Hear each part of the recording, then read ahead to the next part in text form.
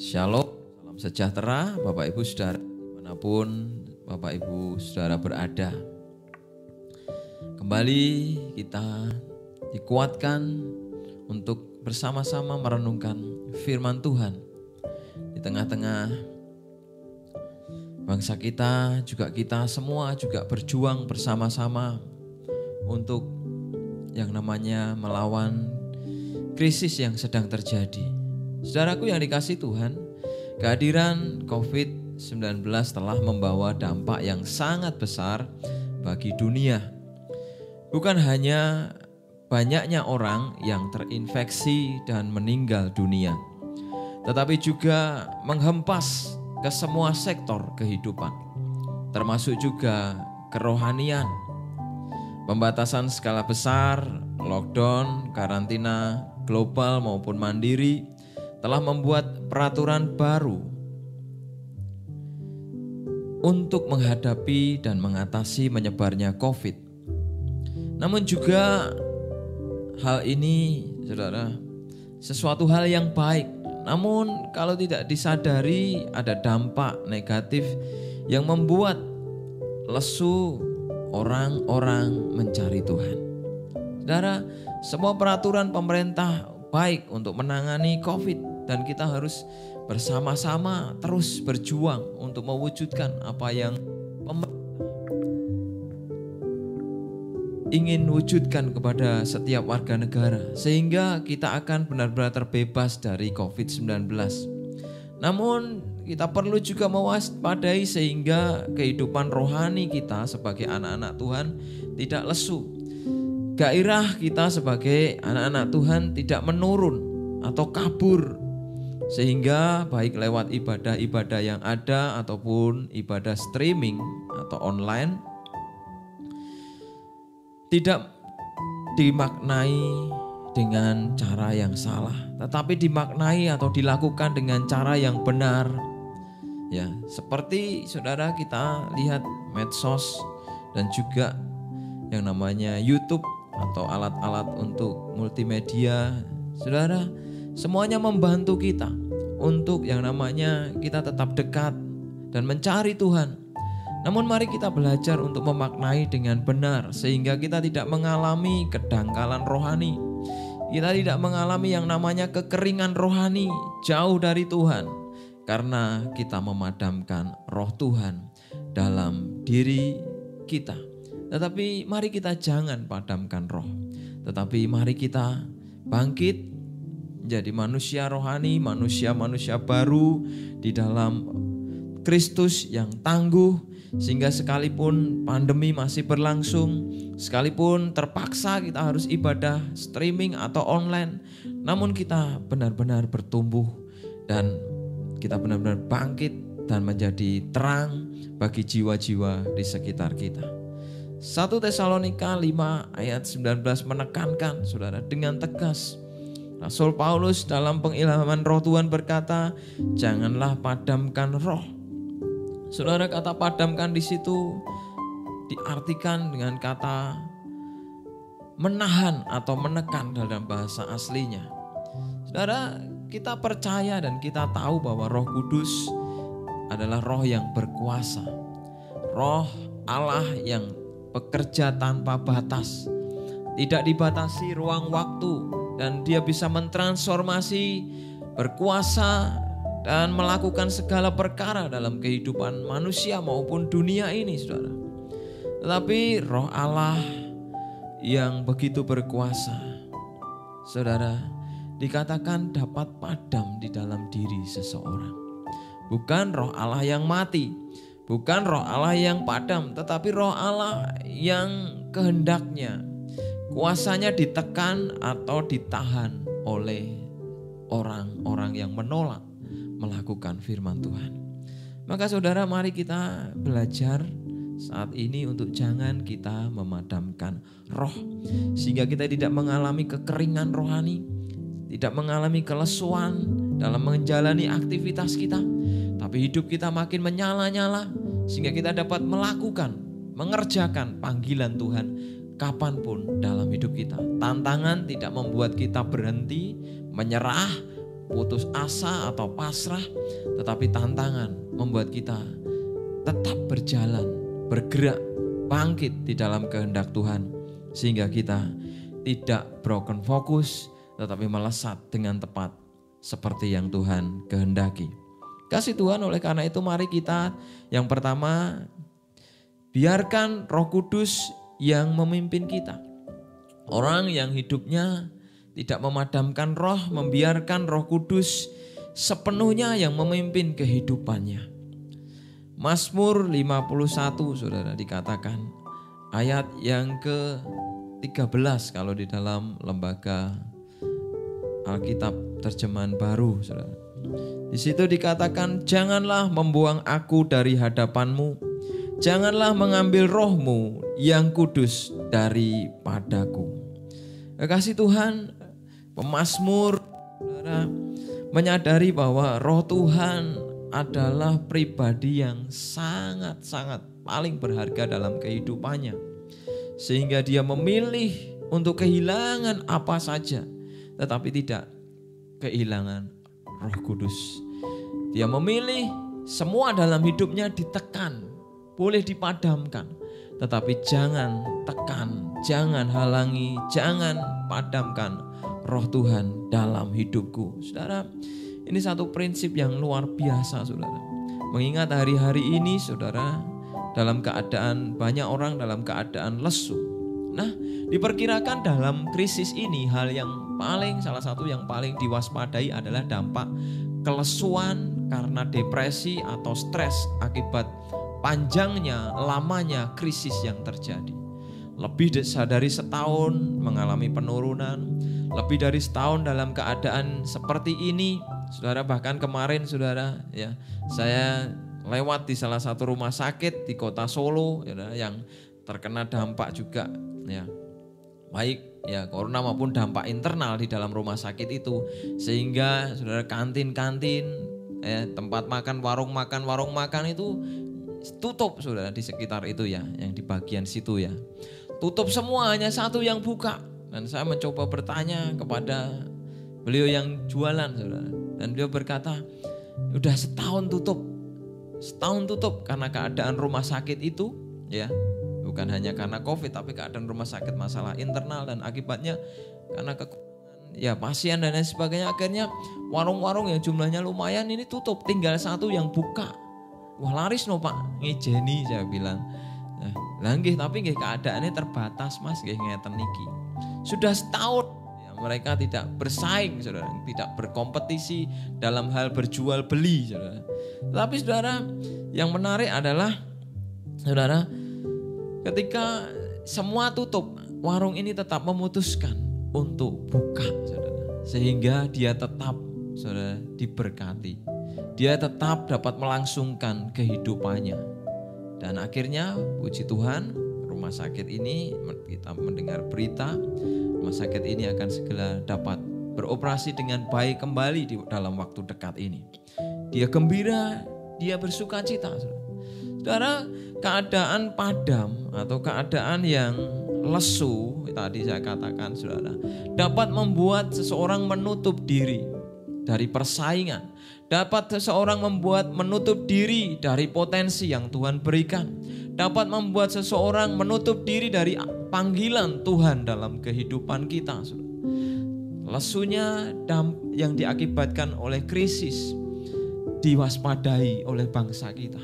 Pemerintah sedang berjuang agar kelesuan-kelesuan ini dapat diatasi, sehingga akan dapat menggerakkan roda perekonomian mikro maupun makro, dunia pendidikan berskala nasional, dan semua bidang yang lain, sehingga kelesuan tidak membuat resesi berkepanjangan, tapi akan segera membuat bangsa ini bangkit, sehingga bangsa ini berusaha untuk mengatasi stres, depresi yang menyebabkan kelesuan, yang kalau tidak diwaspadai dapat membuat kelumpuhan.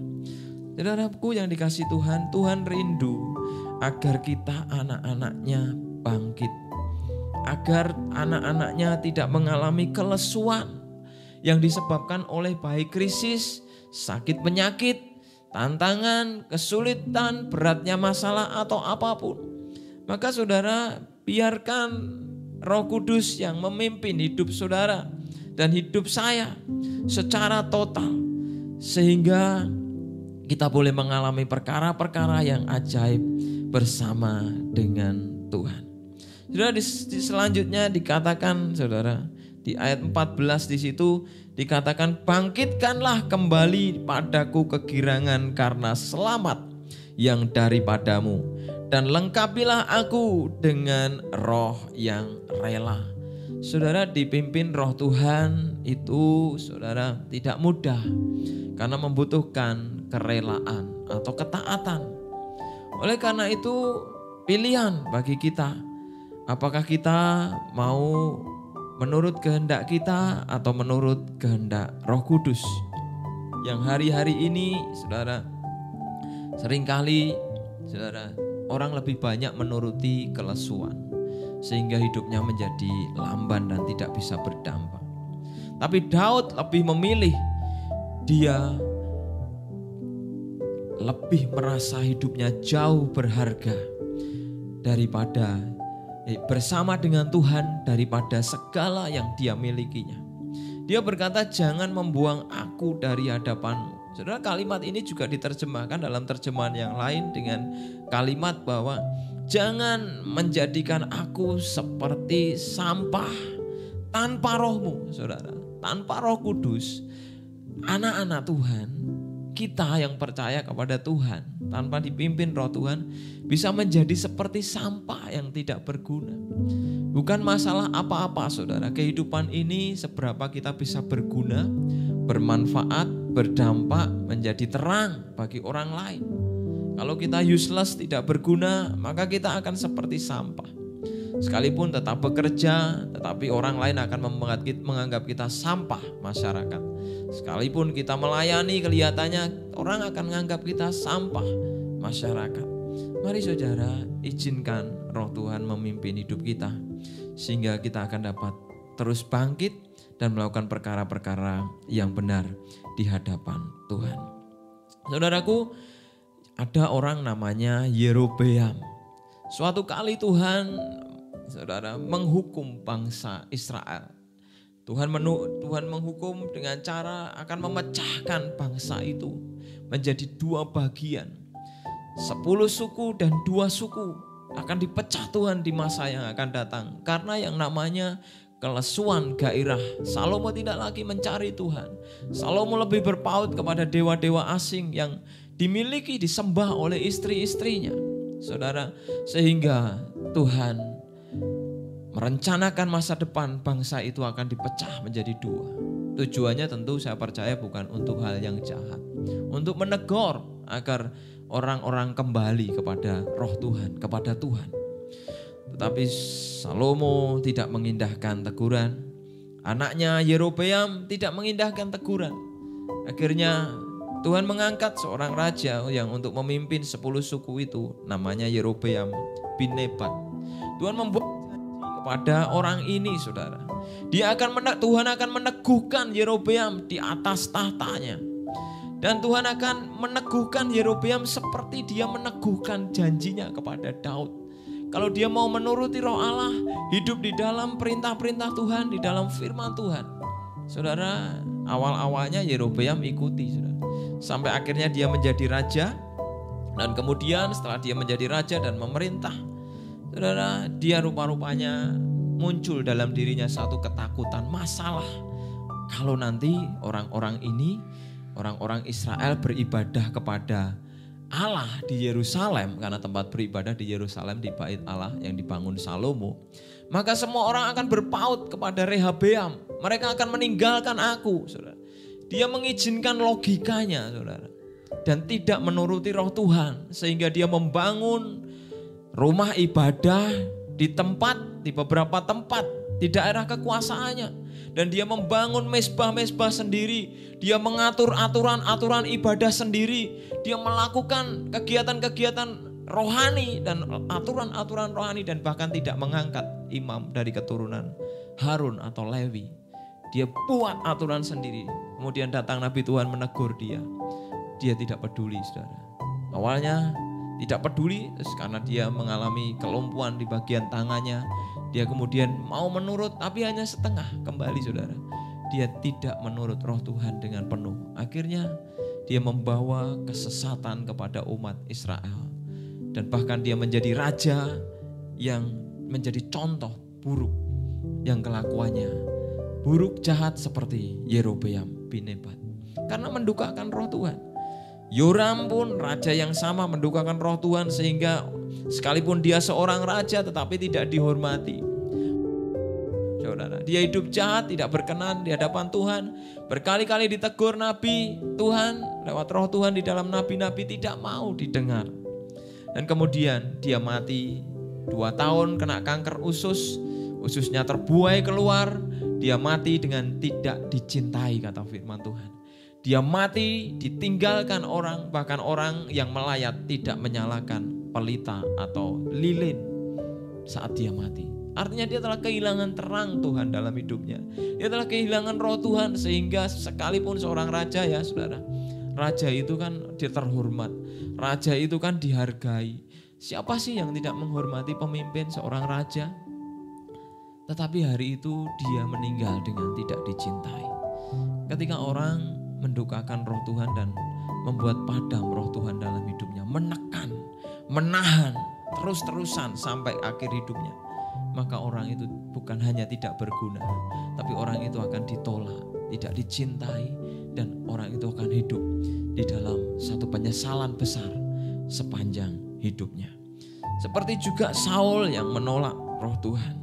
Roh Tuhan telah undur dari hidupnya, sehingga dia lebih menuruti ketakutan dan nasihat orang di sekelilingnya, sehingga dia salah terus mengambil keputusan.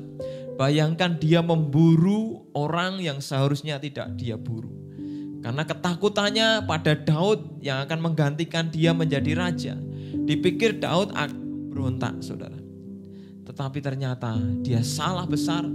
Hidupnya sepanjang umur-umurnya di zaman keemasannya ketika dia bersama Daud sampai akhir hidupnya hanya digunakan untuk fokus mencari Daud. Dan ketika satu hal mengagetkan, hidupnya diserang oleh Filistin, dia akhirnya mati di pegunungan Bilboa. Saudara, karena apa? Karena dia lebih menurut kata hatinya, lebih menurut dengan orang-orang di sekitarnya yang jauh dari Tuhan dan tidak mau dipimpin roh Allah. Berbeda dengan Daud, saudara. Daud begitu rendah hati. Dia punya roh yang rela, saudara. Dia punya roh yang taat. Sehingga kapanpun roh Tuhan menegur lewat siapapun, saudara. Lewat hamba Tuhan, lewat firman Tuhan sendiri, lewat orang-orang di sekitarnya, lewat orang-orang Dursila pun. Bahkan saudara, ya, Simei orang Gera, orang Dursila. Daud gak mau membunuh. Sekalipun Abisai ingin membunuh, ya, seekor anjing mati yang dikatakannya, ingin dibunuh karena dia menghina Daud. Tetapi Daud berkata, kalau seandainya Tuhan memakai dia untuk menegur aku mau lakukan. Saudara, luar biasa. Tidak pernah memilih-milih dengan siapa dia ditegur, kepada siapa dia menerima teguran itu. Tetapi hatinya yang begitu rela. Dia percaya kalau itu dari roh Tuhan, maka Tuhan yang akan menyelamatkan dan membebaskan, menolong hidupnya. Puji Tuhan, miliki hati yang rela seperti Daud dan biarkan hidup kita dipimpin roh Tuhan sepenuhnya. Yang kedua, yang terakhir, jangan berhenti belajar atau tetap haus dan lapar akan Tuhan. Jangan pernah berhenti belajar firman. Tetaplah haus dan lapar akan Tuhan. Mari saya ajak saudara melihat dalam Mazmur 119 di ayat yang ke 73.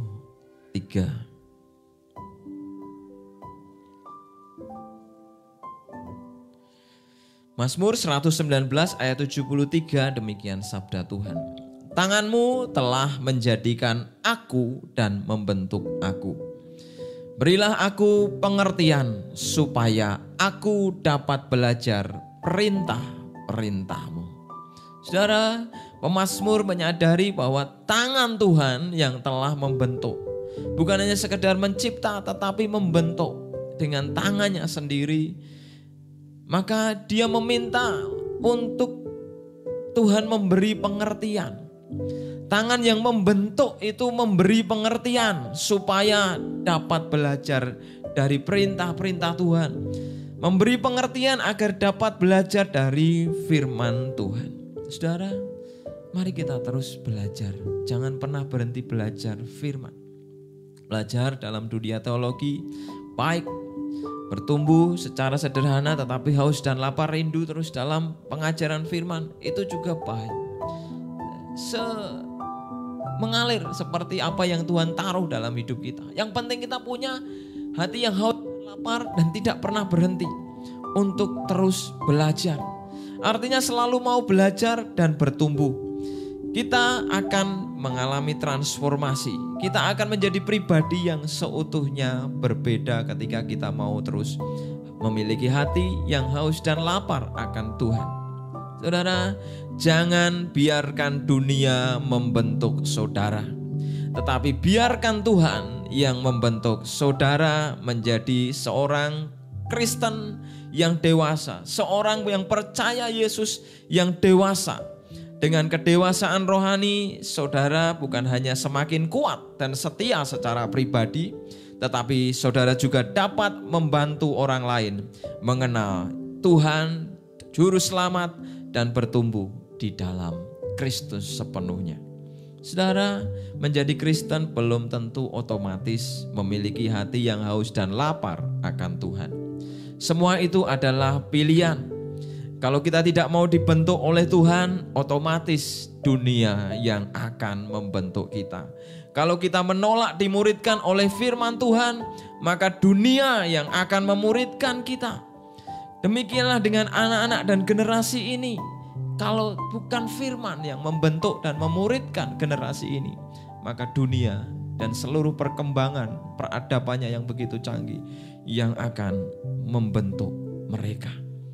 Saudara, mari kita belajar terus untuk memiliki hati haus dan yang haus dan lapar sehingga bertumbuh dewasa seperti Kristus.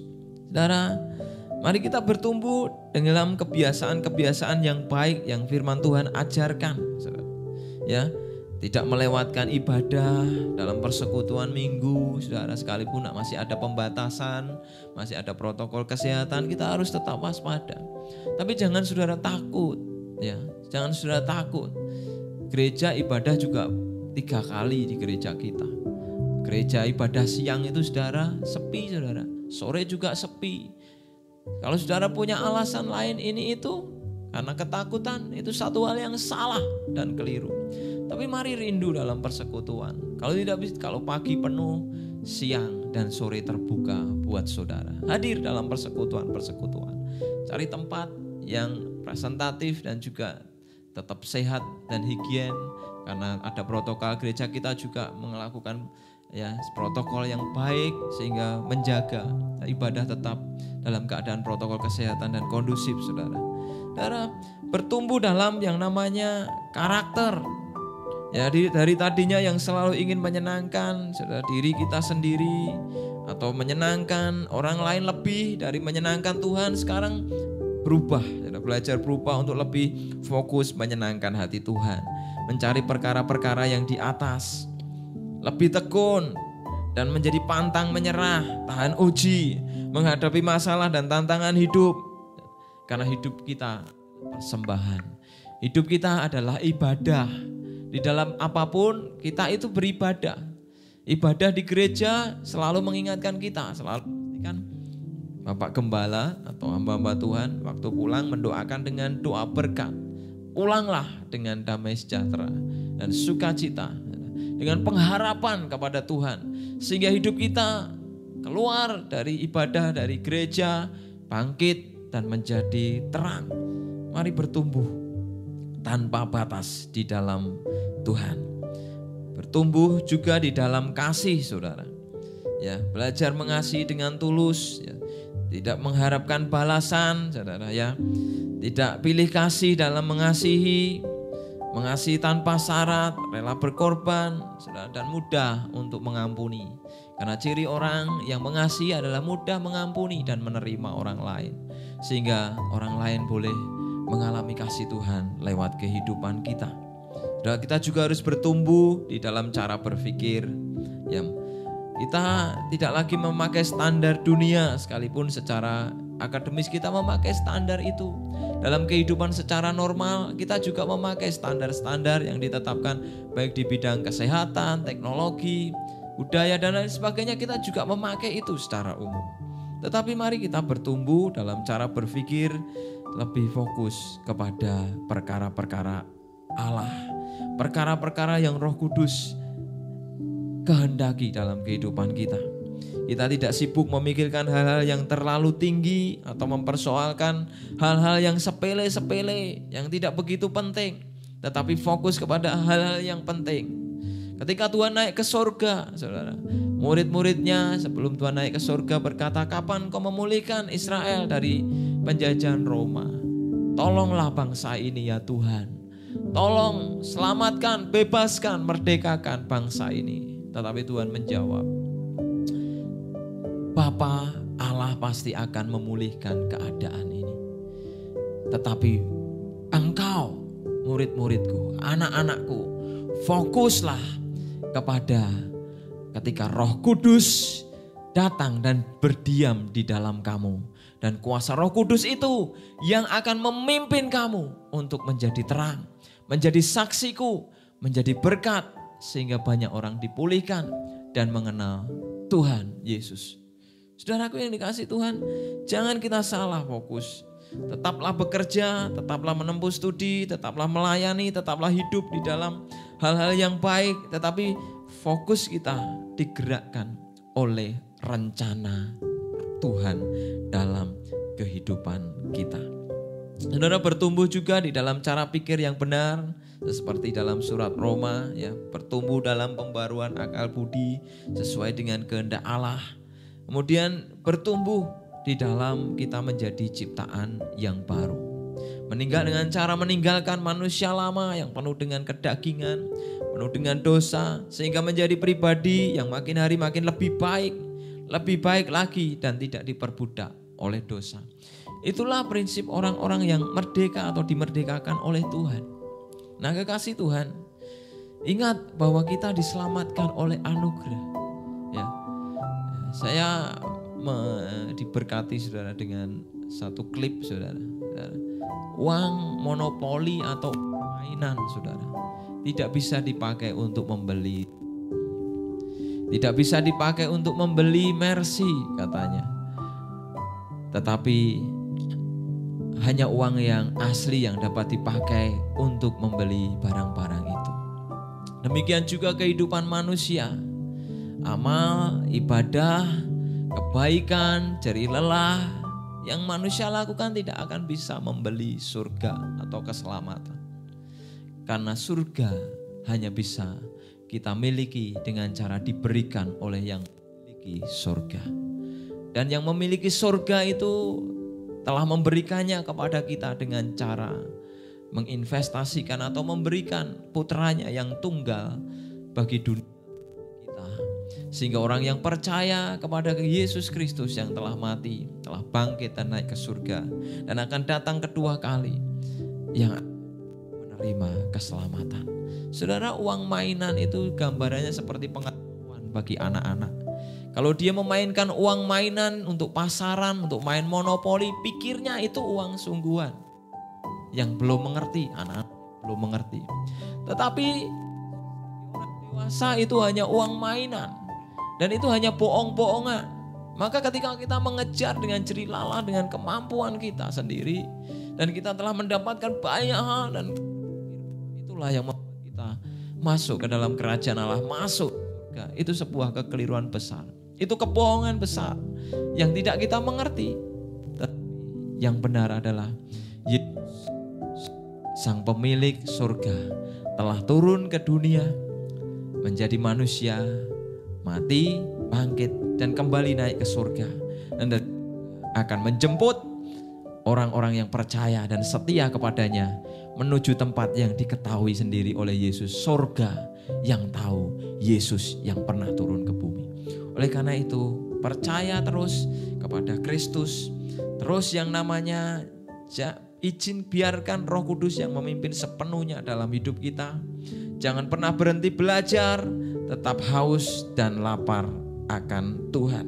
Saudara, satu hal yang memberkati saya, saudara, Yudas bersama Tuhan 3,5 tahun lamanya, namun tidak pernah tertarik dengan pribadi Yesus.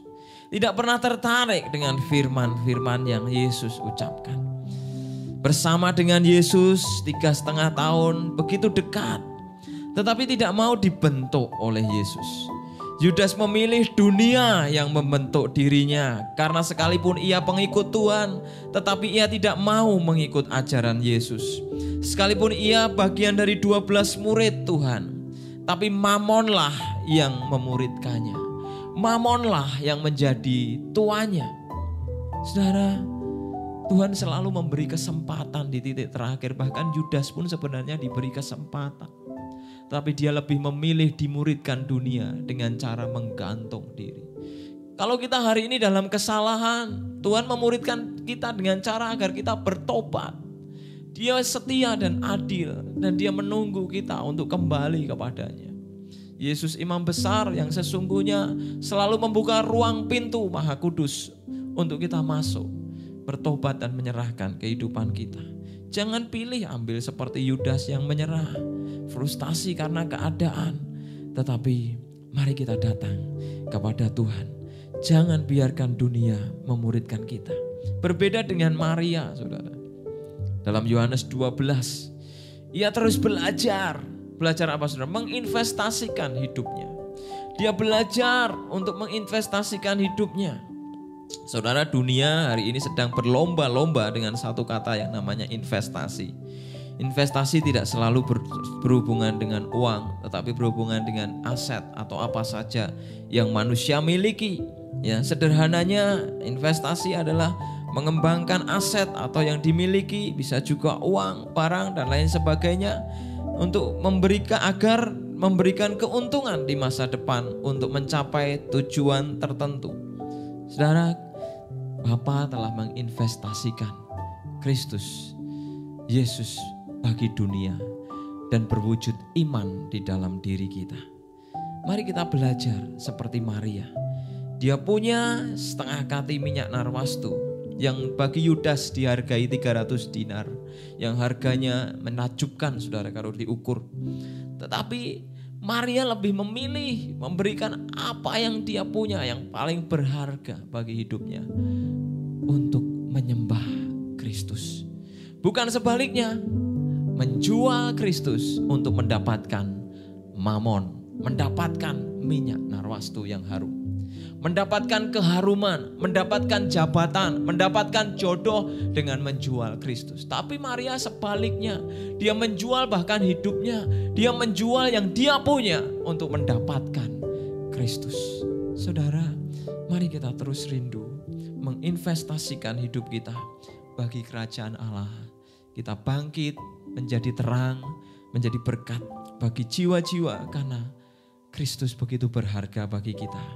Jangan padamkan roh Allah dalam hidup saudara, sehingga hidup kita berenergi, tidak lesu, sehingga kita tidak mengalami kekeringan rohani, kita tidak mengalami kelesuan, tapi hidup kita makin bergairah, menyala-nyala. Apapun tantangannya, kita haus dan lapar, pingin melahap. Ya, kata Daud, saudara. Ya, tantangan di depan matanya, tantangan di sekitarnya, musuh-musuh di hadapannya. Ya, tetapi dia berkata, itu adalah makan, hidangan yang aku santap untuk persembahan bagi kemuliaan nama Tuhan. Saudara, lahap setiap tantangan, lahap setiap masalah dan keadaan sulit, sehingga kita akan terbentuk menjadi pribadi yang dewasa dengan biarkan terus Roh Kudus yang memimpin hidup kita. Dan yang kedua, mari kita terus yang namanya jangan berhenti belajar atau tetap haus dan lapar akan Tuhan, sehingga kita akan mengalami perkara yang semakin besar. Kita mengalami next level demi next level, dipakai Tuhan membawa jiwa-jiwa diberkati oleh hidup kita, tapi juga mereka mengenal Kristus Yesus Juru Selamat dunia.